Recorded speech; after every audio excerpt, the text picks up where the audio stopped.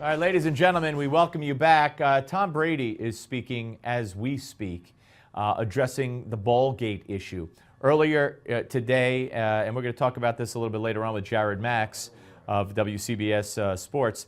Earlier in the day, Bill Belichick, the coach of the New England Patriots, weighed in, said he knew absolutely nothing about any balls being altered. He's never heard of such a thing in his whole career, 40 years, nothing. To me, it reminded me of Larry King telling me, 50 years, never once have I seen media bias. Never.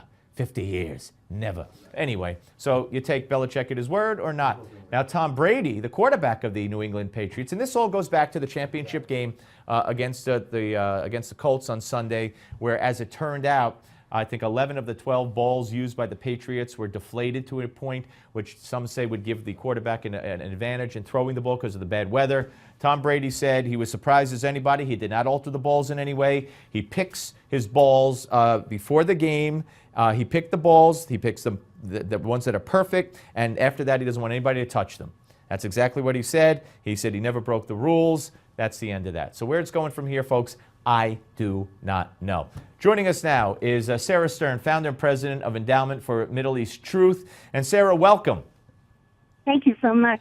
Pleasure to be on. It's my pleasure. First of all, before we get to an exchange between Bob Menendez and Barack Obama that you want explained, you're feeling now not only about the terse words from the administration with regard to John Boehner's inviting Benjamin Netanyahu to address a joint session of Congress. Today it went a step further, and the president said, or his people said, that he will not meet with Benjamin Netanyahu when he comes here next month to address that joint session. Yes, that is true.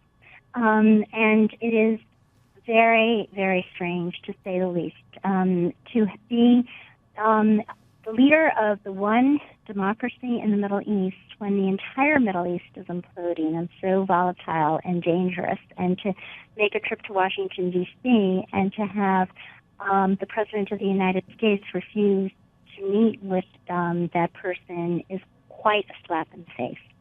Yeah, and of course it's not unusual. It's not to this president, of course.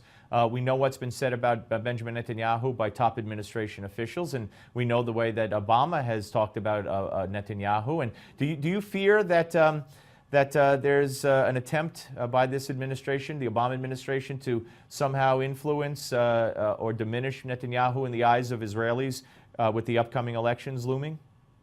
Absolutely.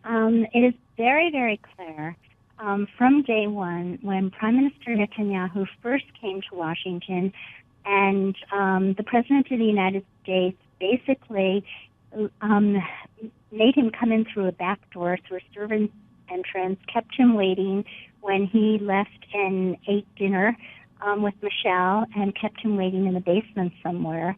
That this president probably has been more egregious towards the treatment of Israel than any other president in our history. I don't quite understand it. I don't understand his agenda, but I think it's really horrible because Israel is our eastern outpost of Western democratic values, and it's only actually to the detriment of America's national security interests. Well, yeah. And as far as his motivation, I mean, you really don't need to look at the entire Middle East and how it's changed from what it was traditionally to where it is now, to his embracing of the Muslim Brotherhood, to his outrage at Egypt for tossing out that Islamic regime, to Libya, to wherever he goes, to the way he's handling ISIS. Right on down the line, his praising of Mahmoud Abbas, Abu Mazen, as a man of peace. When he constantly incites killing of Jews and then praises the murderers of Jews. So I don't think you have to look too far, in my view anyway, for motivation. But let's talk about this a couple of days after the Iranians announced, ironically enough, as you write, the building of 2 nuclear power plants or reactors in the Bashir region. Bob Menendez, who's been very outspoken, a senator from New Jersey, Democrat, about increasing sanctions on Iran, had an exchange at the White House with Barack Obama, and you want an explanation. Tell us why. Yes, this is extremely upsetting because he basically said President Obama had an exchange in a meeting of Democratic Party leaders, legislators, and he accused Senator Menendez, of caring about the Iranian sanctions bill only because of his donors. He said, we all know that you need to rely on your donors and you have to raise money for re-elections.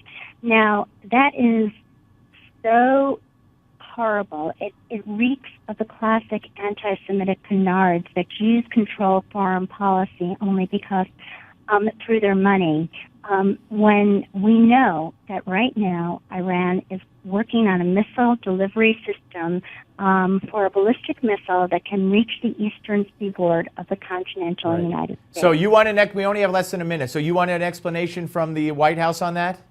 Yes, I do. And do you believe Barack Obama is anti-Semitic? I think that this is a classic anti-Semitic canard. And it's certainly, he didn't out and out say that the Jews and the Jewish money controls foreign policy. But you believe that's what he was implying? Yeah. Yes. All right, Sarah, I really appreciate it. We'll see if you get that explanation. Let us know, because I'll put you back on. Or if you don't, keep us informed. Thank you, Sarah Stern. Thank you so much. Thank you. We'll be back with Senior Senator from Utah, Orrin Hatch, after the break. But first, travel credit cards are a good way to accumulate airline miles or hotel points that you can use on your next vacation. But is that all there is to them? Here's your Max to Money moment.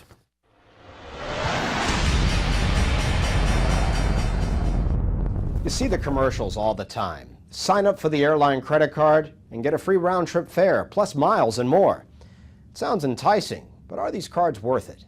It all depends on how frequent of a flyer you are and whether you can concentrate all your flying on one airline. If you are a very frequent flyer, 2-3 times a month, and you fly one airline all the time, you can become what airlines call elite. They'll give you upgrades and they'll start giving you bonus miles, and then you get those miles even more quickly. But if you're somebody who doesn't fly all that frequently, then paying an extra $20, $30, $40 to try to fly a certain airline and get miles just to hope to get that $200 free ticket eventually, save the money and just pay for that ticket. Before signing up for the airline credit card, compare the annual fee and interest rate to other cards. And if they're reasonable, make sure the airline offers easy travel options to the cities you like to visit. Also, check the point structure for ticket redemption and if the points expire quickly.